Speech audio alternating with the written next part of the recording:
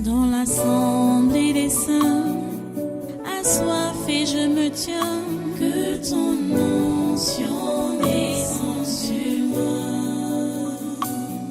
Conscient que mon destin est dans le creux de ta main, que ton onction descende sur moi. Je suis disposé, assoiffé, que ton onction descende sur moi. Je suis disposé, assoiffé, que ton onction descende sur moi.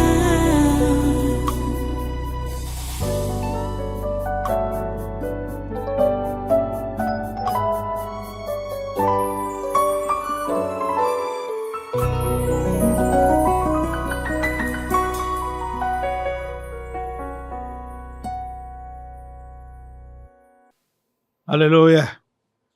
Béni soit le Seigneur. Voilà, prends ta Bible. Nous allons repartir dans Jean au chapitre 10. Hein? On part dans Jean au chapitre 10. J'ai l'impression que nous sommes... en tout cas, je veux dire que nous sommes restés avec la faim dans le ventre, moi particulièrement, parce que ma prière et mon désir est de voir chacun de vous reconnaître la voix de son berger et de suivre son berger comme il se doit. D'entendre la voix de son berger, quiconque, pour ceux-là qui ont déjà ouvert des portes aux étrangers, s'il vous plaît, si je reviens sur ça aujourd'hui, c'est-à-dire sur la suite du séminaire du mois de mars, c'est parce que ma prière est que vous puissiez réellement entendre la voix du berger. C'est pourquoi je veux dire qu'on repart dans l'évangile de Jean. On va considérer cet évangile. Je ne sais pas si vous avez lu ça entièrement, comme j'ai demandé, évangile de Jean, chapitre 10. Je ne sais pas si vous avez lu entièrement le chapitre 10 de cet évangile pour comprendre. Ok. On repart à partir du verset 1er. À partir du verset 1er. On va lire maintenant, là, aujourd'hui, jusqu'au verset 6. Jésus dit, en vérité, je vous le dis, celui qui n'entre pas par la porte dans la bergerie, mais qui y monte par ailleurs, est un voleur et un brigand. Mais celui qui entre par la porte est le berger des brebis.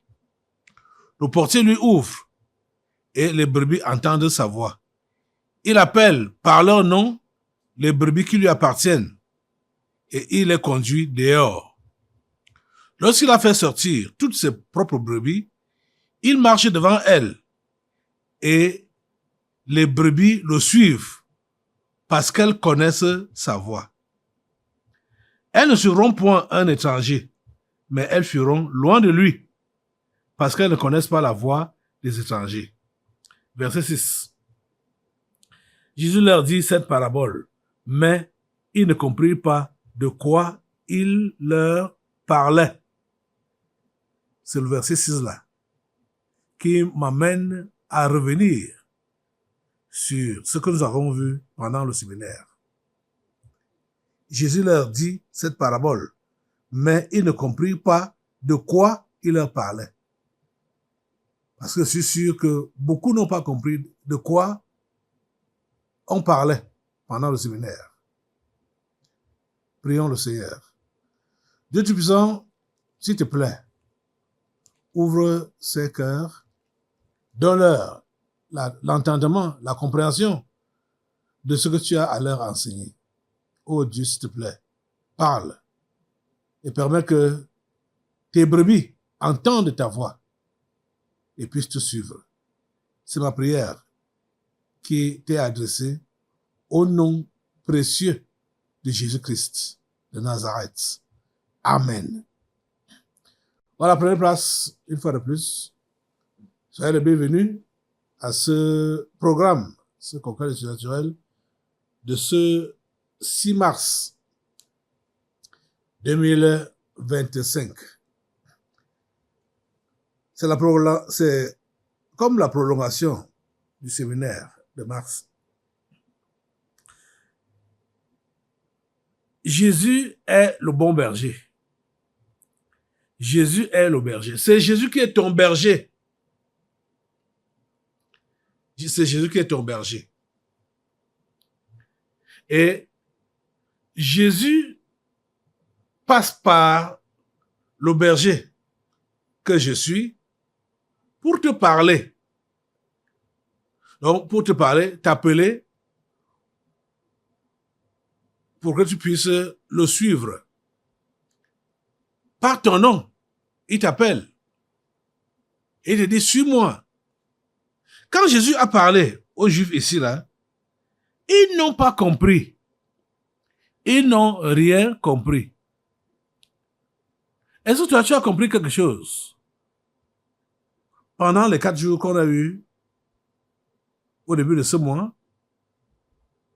on a évoqué ce passage. Est-ce que tu as compris quelque chose? Les amis, vous entendez la voix de qui? Et vous suivez qui? Il y a plusieurs qui, au départ, ont vraiment entendu la voix du Seigneur qui les appelait. Comme les vieux cantiques que vous avez l'habitude de chanter. La voix du Seigneur m'appelle. Et ainsi de suite.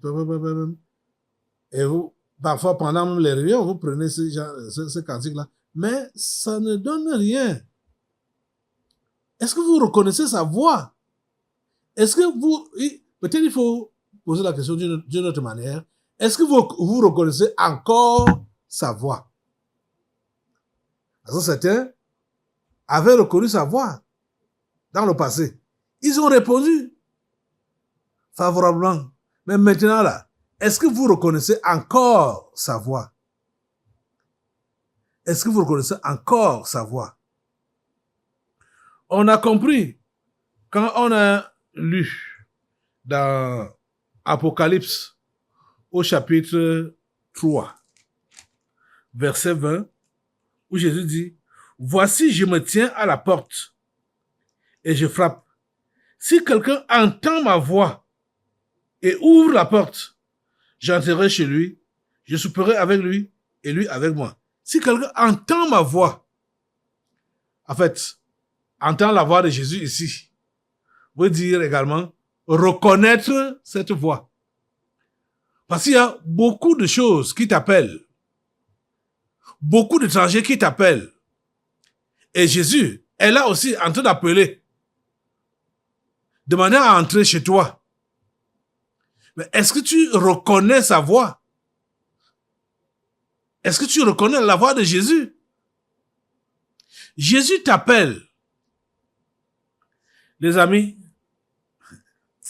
si vous êtes vraiment la brebis du Seigneur, vous devez reconnaître sa voix. C'est-à-dire donc entendre sa voix.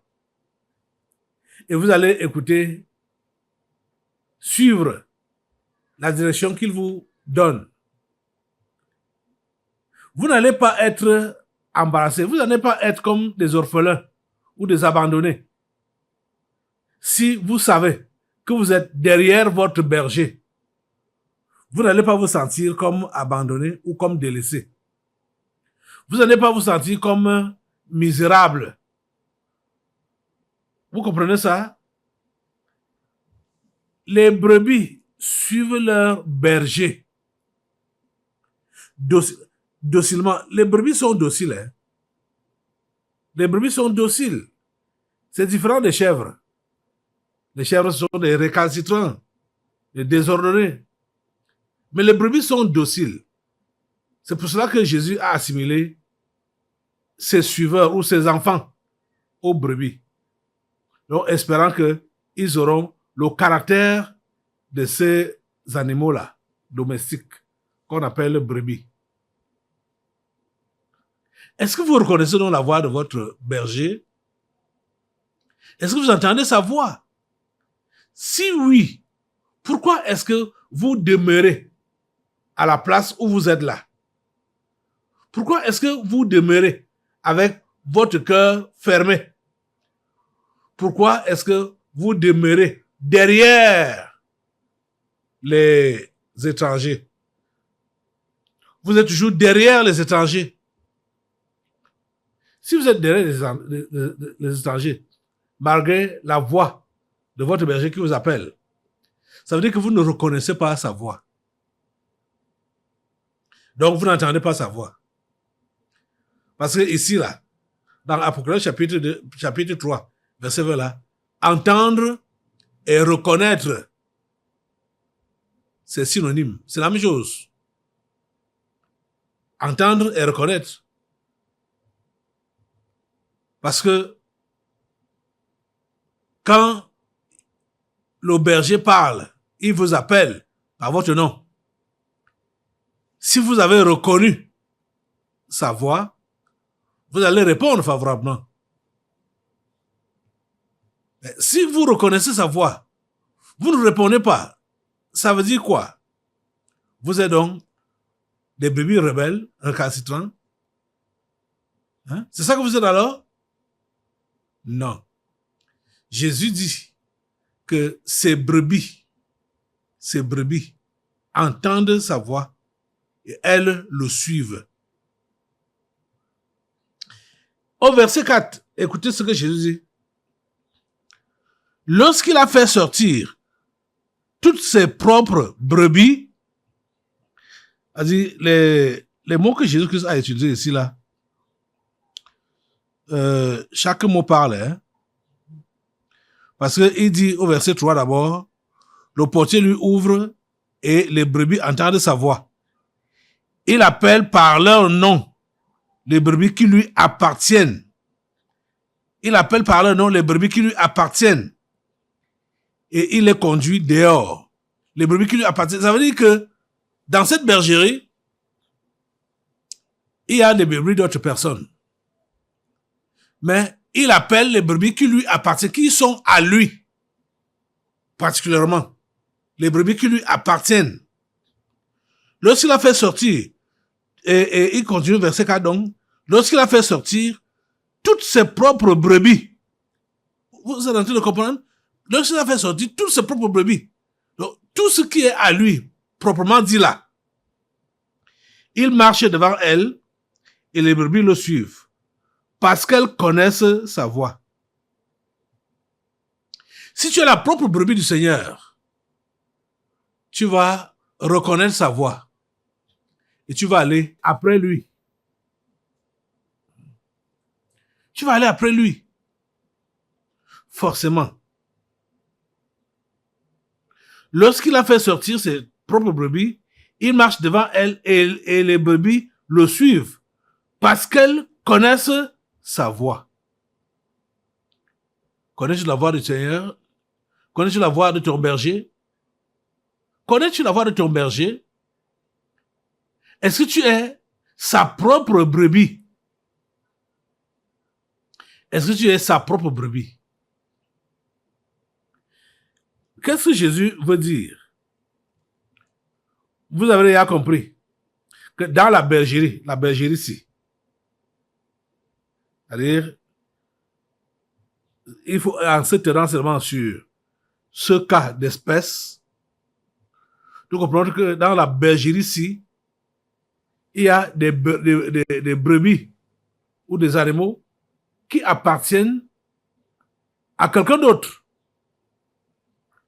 Mais le berger ici connaît ses propres brebis. Et ce sont ses propres brebis qu'il appelle. Et celles-là qui lui appartiennent reconnaissent sa voix. Donc, les amis, vous êtes là. Vous êtes ici à l'église.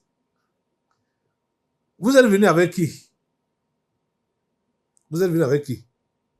Vous avez cru à cause de qui? vous suivez qui? Parce qu'il y a certains là qui peuvent être influencés par les gens qui sont là et qui n'ont rien à voir avec son histoire, hein, à toi. Tous les gens qui sont là n'ont pas la même histoire que toi. Ça, c'est clair. Donc, tu n'as pas besoin de regarder ceux qui sont là de façon que leur décision ou leur comportement va t'influencer. Ça ne doit pas t'influencer. Parce que tu es là avec ton histoire propre. Ton histoire propre. Ça ne regarde que toi et ton Dieu. C'est la raison pour laquelle tu ne dois pas être influencé par ce que les autres font. Tu ne dois pas être influencé. Jésus l'a enseigné de long en large. Prenant beaucoup d'exemples. Par exemple, quand il disait, quand il va revenir, que deux personnes seront couchées sur un même lit. Une sera enlevée, l'autre va rester. Il a dit que deux femmes seront en train de moudre.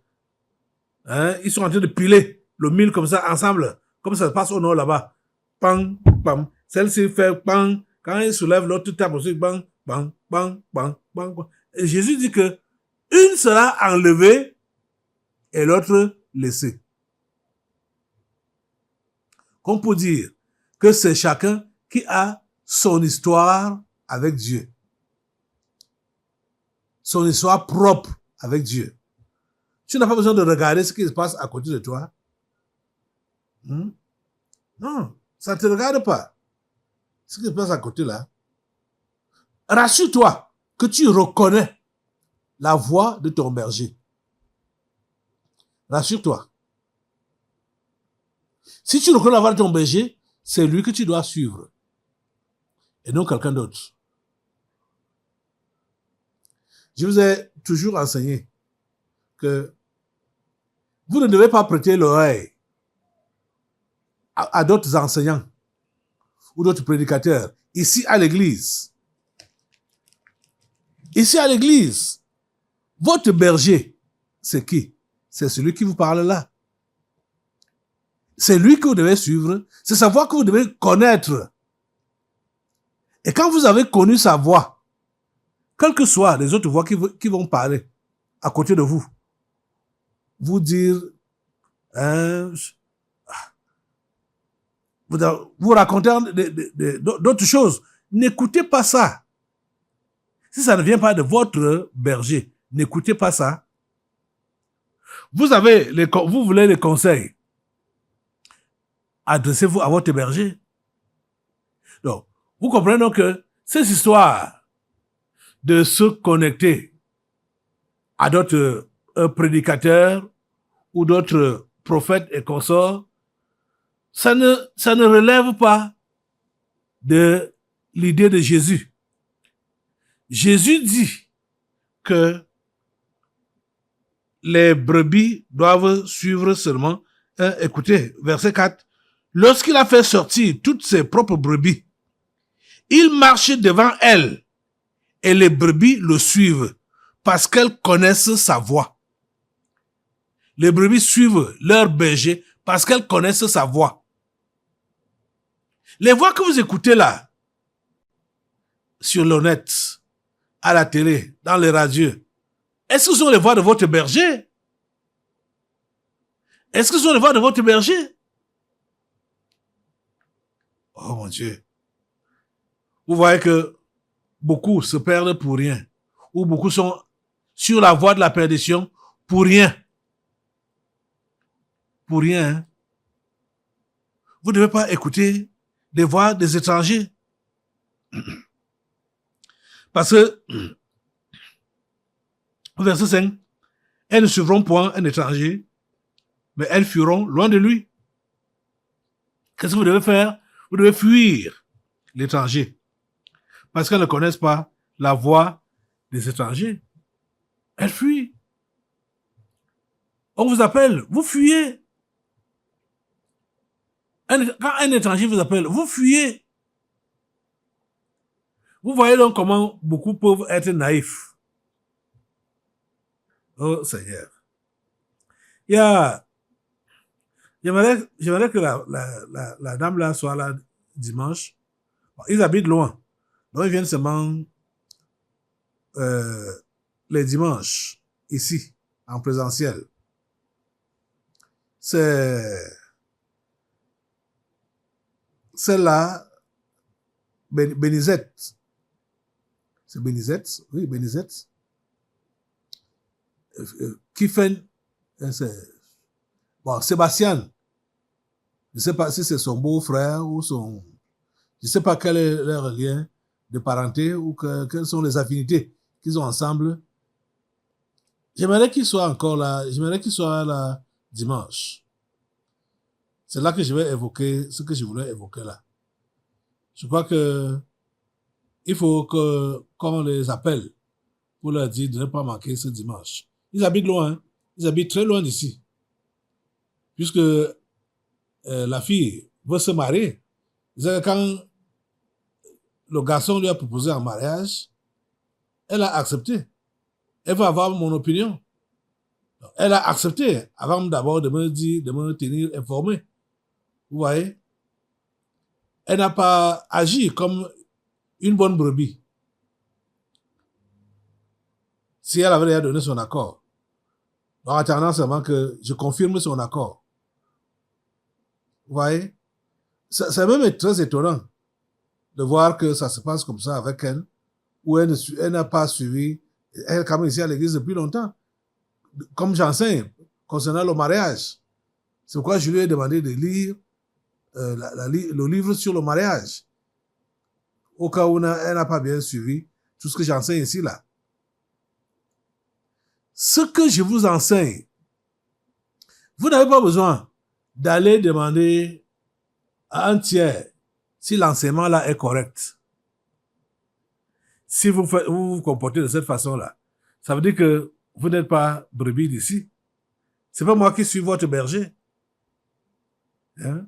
Puisque vous mettez en question les instructions que je donne, ça veut dire que c'est pas moi qui suis votre berger. Et je ne vous force pas d'être mes brebis ou d'être les brebis du Seigneur, hein, dans cette berger. Vous n'êtes pas forcés. Vous voyez que c'est une affaire de liberté. Hein? Tu entends la voix quand le Seigneur t'appelle, le berger t'appelle, tu reconnais la voix, c'est toi-même qui réponds. Si tu ne reconnais pas la voix, tu suis donc la voix de la personne que tu veux suivre. Vous voyez? Vous n'êtes pas forcés. On a attaché la corde à personne. C'est ça. L'évangile est proclamé. La personne qui accepte l'évangile doit donc répondre et se conformer.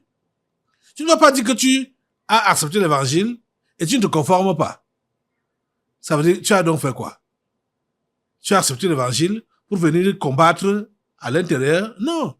Tu as accepté l'évangile pour te conformer à ce qu'on t'enseigne. Pour suivre ce qu'on t'enseigne. Hein? Pour mettre en pratique ce qu'on t'enseigne. Vous comprenez ça? Ok. Mais écoutez une chose. Quand Jésus parle de ces brebis qui reconnaissent sa voix, il avertit tout de même que il y a le voleur qui est là, à côté. Et ce voleur-là, il faut faire attention à lui. Parce qu'il dit, au verset 10, le voleur ne vient que pour dérober, égorger et détruire. Moi, je suis venu afin que les brebis aient la vie et qu'elles soient dans l'abondance. Je suis le bon berger. Le bon berger donne sa vie pour ses brebis. Vous comprenez? Il nous rassure qu'il est le bon berger. Mais il nous prévient qu'il y a le voleur. Il y a le voleur. Et son travail, c'est quoi? Dérober, égorger et détruire. Mais lui, il est venu afin que les brebis aient la vie et qu'elle soit dans l'abondance, qu'elle ait la vie abondante. C'est ça que Jésus désire de toi, cher ami.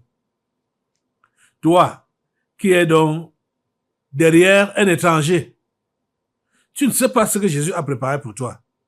Jésus a préparé pour toi la vie abondante. Tu comprends ça?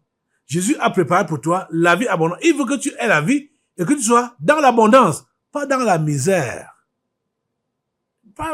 Jésus ne désire pas que tu sois misérable.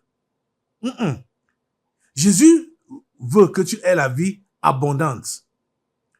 Et cette vie abondante, tu ne peux l'avoir que quand tu vas suivre les traces de Jésus. Tu iras derrière lui. Tu ne peux pas avoir la vie abondante dans la rébellion. Tu ne peux pas avoir la vie abondante dans la têtutesse. Tu ne peux pas avoir la vie abondante en suivant des étrangers. Tu ne peux pas avoir cette vie abondante. Tu ne peux pas avoir la vie abondante en philosophant avec les conseils de ton maître, de ton berger. Tu ne peux pas avoir cette vie abondante. Tu ne peux avoir la vie abondante que quand tu te plies à ce qu'il te dit et que tu suives la voie qu'il te montre. Si tu n'as pas suivi la voie que ton berger te montre, tu ne peux pas avoir la vie abondante. Je vous l'avais déjà dit depuis longtemps que toute personne qui est ici à l'église et qui suit les enseignements que je donne, les instructions que je donne, si tu es là, fais même 10 ans, fais 20 ans, 30 ans, et moi j'enseigne, toi tu dis Aka, je vais faire comme bon me semble. Je te dis que tu ne pourras pas prospérer. Tu ne peux prospérer que quand tu vas pratiquer ce qu'on t'enseigne ici. Donc, vous voyez, vous allez rester dans la misère, dans la galère, aussi longtemps que vous vous rebellez aux instructions qui vous sont données. Les instructions qui vous sont données pour la vie abondante. Mais quand vous les mettez de côté, vous ne les écoutez pas, vous allez vivre la misère. Vous allez vivre la misère. Et ça va vous étonner que, depuis que je suis chrétien, je tourne en rond, je suis sur place. Tu es sur place parce que c'est toi qui as décidé d'être sur place. Donc tu es sur place parce que tu es rebelle. Tu ne suis pas les conseils qu'ils ont donnés. Tu ne suis pas les enseignements qu'ils ont donnés. Tu ne suis pas les directives qu'ils ont données. C'est pour cela que ta vie est misérable. Tu ne peux pas fonctionner. Tu ne peux pas avoir du succès dans ce que tu fais. Tu comprends ça? C'est le secret, hein? C'est le secret. Jésus est le berger, le bon berger. Hein? Écoutez ce que la parole de Dieu dit dans le psaume 1er. Voici ce que ça dit. Heureux l'homme qui ne marche pas selon le conseil des méchants, qui ne s'arrête pas sur la voie des pécheurs. Cet homme-là est comment? Heureux. Ça veut dire prospère. Et qui ne s'assied pas en compagnie des moqueurs. J'ai dit que dans la bergerie, il y a les brebis du Seigneur, ses propres brebis. Il y a également d'autres animaux qui ne lui appartiennent pas. Ces animaux-là ne vont pas comprendre sa voix. Ok. Heureux l'homme qui ne marche pas selon le conseil des méchants. Ok. Verset 2 dit, mais qui trouve son plaisir dans la loi de l'Éternel et qui la médite jour et nuit. Il est comme un arbre planté près d'un courant d'eau qui donne son fruit en sa saison et dont le feuillage ne flétrit point. Tout ce qu'il fait, lui, réussit. Vous comprenez ça? Hein? Tout ce qu'il fait, lui, réussit. Tu ne réussis pas parce que tu n'es pas connecté à la parole. qui t'est donné. Tu n'es pas connecté à cette parole. Tu ne la mets pas en pratique. Tu ne peux pas prospérer. Tu ne peux pas prospérer. On te donne le conseil, toi tu balances ça, hein, du revers de la vache du haka, et tu avances. Pour aller où? Pour aller vers la chute. Tu vas chuter. Tu vas tomber. Hein? Tu comprends ça? Il n'en est pas ainsi des méchants. Ils sont comme la paille que le vent dissipe. Ouais, non? C'est pourquoi les méchants ne résistent pas au jour du jugement, ni les pécheurs dans l'assemblée des justes. Car l'Éternel connaît la voie des justes et la voie des pécheurs mène à la ruine. Le psaume n'a que 6 versets. Mais, tu comprends que les 3 premiers versets, c'est ça qui dit, c'est ça qui dit, ce que devient la personne qui est obéissante à la parole de Dieu. Donc, la brebis, la vraie brebis du Seigneur, la brebis personnelle du Seigneur. Et on voit que le contraire, la brebis, les méchants, ils ont leur vie à part. Ils ne peuvent pas prospérer. C'est pourquoi les méchants ne résistent pas au jour du jugement, ni les pécheurs dans l'assemblée des justes. Mais le bon berger, la bonne brebis, est comme un arbre planté près d'un courant d'eau qui donne son fruit en sa saison et dont le feuillage ne flétrit point. Tout ce qu'il fait, lui, réussit. Tu es ici à l'église, ça fait depuis combien de temps? Quand tu vois ta vie, là, ça ressemble à quoi? Est-ce que tu réussis dans tout ce que tu fais? Avant même d'arriver là. Est-ce que tu mets en pratique tout ce qui t'est enseigné ici? Est-ce que tu réussis dans tout ce que tu fais? Quel est donc le problème si tu ne réussis pas? Ça veut dire que tu n'appliques pas les enseignements qui sont donnés ici. Tu n'agis pas comme une bonne brebis, comme la vraie brebis du Seigneur. Tu as compris ça? Mettez en pratique la parole et ne vous bornez pas à l'écouter en vous trompant vous-même par de faux raisonnements. Nous a averti l'apôtre Jacques. Comprenez? Vous écoutez la parole, mettez en pratique sans se mettre à raisonner, à argumenter, à philosopher. La brebis du Seigneur ne discute pas avec son berger. Ne philosophe pas avec son berger. Vous avez compris ça? Nous allons revenir dimanche. Dans ce texte de Jean 10 toujours. Je vous redemande encore de lire cela. Mettez-vous debout pour la prière. Seigneur Dieu Tout-Puissant, je te remercie pour ta parole de ce jour. Tu as parlé. J'espère que tu as tes propres brebis ici qui ont entendu ton conseil et qui vont mettre cela en pratique. Aide-les à le faire. Au nom puissant de Jésus, j'ai prié. Amen. Asseyez-vous. Nous allons maintenant passer aux délivrances prophétiques. Dans l'assemblée des saints, assoiffé je me tiens, que ton onction descende sur moi.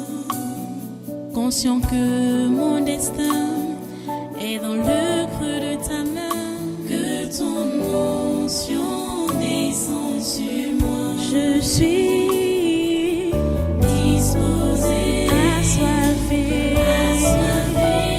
que ton onction descende sur moi. Je suis disposé, assoiffé, que ton onction descende sur moi.